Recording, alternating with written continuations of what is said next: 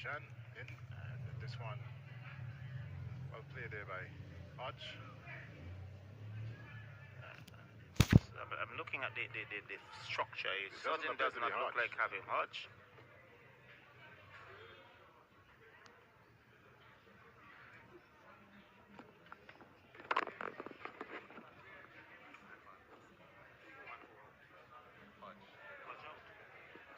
Okay, Kabem Hodge was the batter who got out, and Pascal is now at the crease.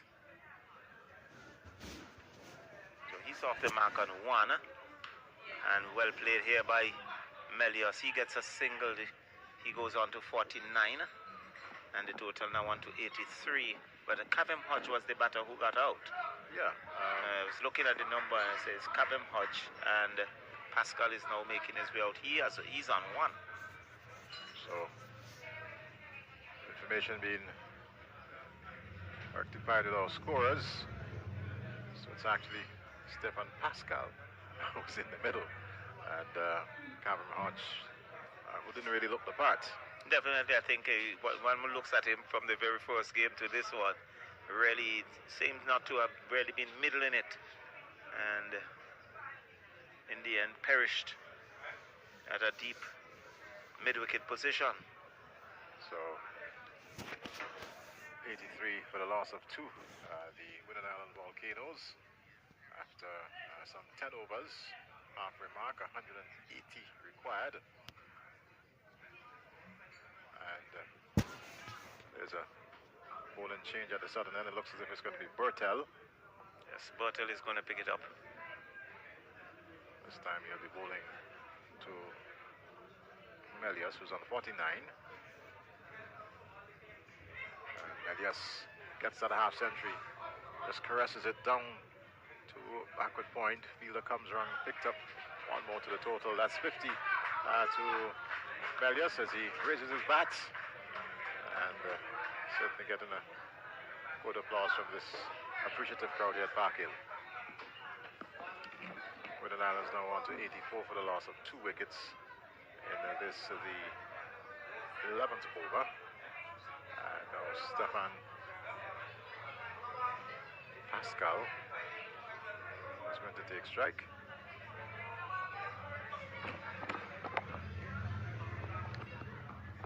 So here comes Bertel to Pascal. Pascal drives it into the offside. Can only find Irie, who's marshalling in that cover region. So that is true. So Melios 50 coming off, 36 deliveries, 7 fours and 2 sixes. Good going there by the Windward Island Volcanoes captain. 50 off 36. As this one is well fielded there by Bertel. And he's rubbing that left knee of his, would have been struck in the knee. And even more so as he dove to his left, you can see the remains of the dust from the pitch on his clothing. Well, he's dusting himself off. Well, it was a very good stop on the part of Bertel there. Well done. Comes in now, and at this time worked off the pad. Fielder comes in on mid-wicket, and one more. Total now on to 85 for the loss of 2. So it's important that these two in Melios, as we look at this replay once again, there's Bertel coming off with a good spin. I think he would have probably struck his knee into the pitch. That's primarily what happened a while ago. He's much better now, comes in now to bowl to Melios, and Melios hits this one high. Someone is circling find the underneath long it. off fielder. He does take the catch. So there goes the prize scalp of Melios just after completing his 50. Looking to go over long off. Didn't make it this time. Catch taken. Windward Islands 85 for 3. Well, the top edge, and I was just going to make the point that Nepal just pulling things back a bit, because the Windward Island Volcano, they were going at a pretty good clip, and that's the problem here. You lost a few wickets can really put you under pressure, and I think Nepal just about pulling things back here, as we can see Descartes making his way out. yet another good catch And on the ropes. right on the ropes. The 3 dismissals have all been on the ropes. Very close to the ropes as Very, well. very, very close to the ropes. And on all occasions, the fielders doing some good work. Good judgment on the part of the fielders. So, they've been good at catching. A little scrappy in the outfield. But at 85 for 3, Nepal still very much in the hunt here today at the Park Hill playing field in this practice game, all in preparation for Cricket World Cup 2024. That's the T20 Cricket World Cup being held in the Caribbean and the United States. And of course, the final of these practice games will take place on Saturday. We come back here at the Park Hill playing field. After that, Nepal will depart St. Vincent and they'll head on to Texas, USA, where I understand they'll be having some practice sessions also. We'll be taking on a Houston 11, and it'll be interesting to see cricket in those parts in Texas. Oh, definitely. I think they're looking forward for it. More accustomed to New York and Florida, both Lauderdale, but Texas, that's pretty interesting. Very much so. Had the opportunity of passing through Texas once. Right. So cricket really spreading its wings in a number of areas. I think there will be cricket in Long Island. Yes. During the World Cup. Yes. Those are areas that you're not known to hear a lot of. Here comes Bertel, all dusted, but he's picked up the scalp of Melius, and this time Descartes is back.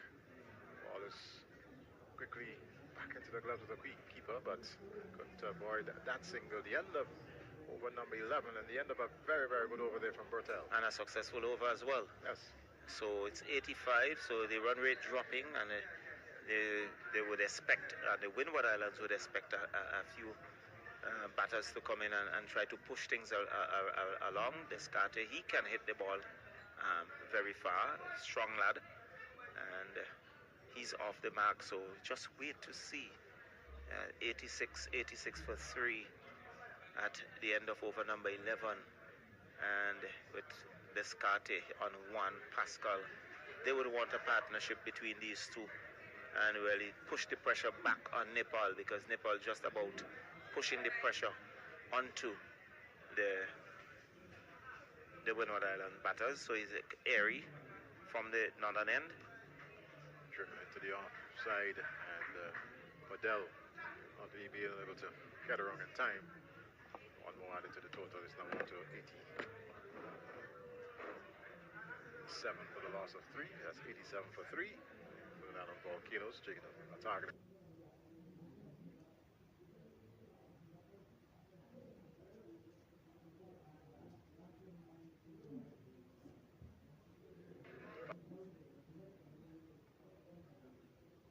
Fielder is off the boundary, and just one more resulting. So they're certainly rotating the strike. They went out of Volcanoes, picking up the singles, but having lost those 2 quick wickets, certainly want to consolidate here and press on outside the off stump and into that point position. But there's Bertel picking it up, and no run resulting. Good outfield cricket there from Bertel. Avery now to. Where are you going? Well, Pascal was just simply there looking at Descartes like, where are you hustling to? Got back in time nonetheless. Airy. And that's the reverse sweep. And there's Bertel diving neatly to his right there. Didn't pick up cleanly, but did enough to avoid the ball passing him and adding even more. They got a single in the process. It's now 89 for the loss of 3. I certainly have saved the boundary. Yes. Stefan Pascal. This one is bowled. And a really awful looking shot there from Pascal. And he looks disappointed, but I would have been disappointed with a shot like that. It really and truly was agricultural, as we said, and losing his stumps in the process. The Windward Islands now 89 for 4. Well, I think a poor shot on the part of Pascal, because you must recognize that Airy has not been flighting the balls. No shape whatsoever. He's pushing it through, so it would hustle you. It's easier to play him on the front foot. There he was looking for a pull shot, and that was through him. The bounce has also done him, because he was looking for more bounce, but that one kept a little low, and it was through him before he completed the shot. So Stefan Pascal back to the pavilion, and the new batter is Dylan Douglas, who had a good first game, scored 50 for the Winning Island Volcanoes in that losing cause, posted 196 in that game, and a lot will be expected of Douglas, along with Descarte, who also would have supported Douglas in that opening game. And the Dylan Douglas, a very talented individual indeed. Good batter, good all-round player. He keeps wicket. He also bowls off spin. Very good in the field as well. So very, very talented, very rounded cricketer. And one would hope, for the sake of Windward Island Volcanoes, that he comes good again. Well, Bertel is going to continue. And this is the 13th over. So Nepal just about tightening the screws. Certainly. At one time, the Windward Islands were just over 10 runs per over as Bertel comes in to discard outside the off stump, and left alone, having a look at the umpire as if it was wide, but umpire not interested. Considered to be a legal delivery, and Bertel tossing the ball from hand to hand. Moves in now to Descarte with that attempted reverse sweep, and missed by the wicketkeeper. I believe this is going to be a bye. Let's see. Well, apparently would have gotten some bat Seemed to have got some bat out yet. So not the area that he would have wanted that delivery to go, but getting a run in the process. And that's Descarte going on to 3. It's now 90 for the loss of 4. Bertel.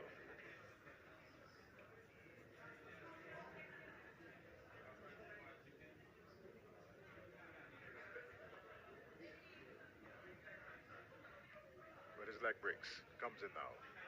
And this one knocked around the corner there by Douglas. Looked a little tentative, but not enough bat onto the ball. In the process, a single getting off the mark. He's on to 1.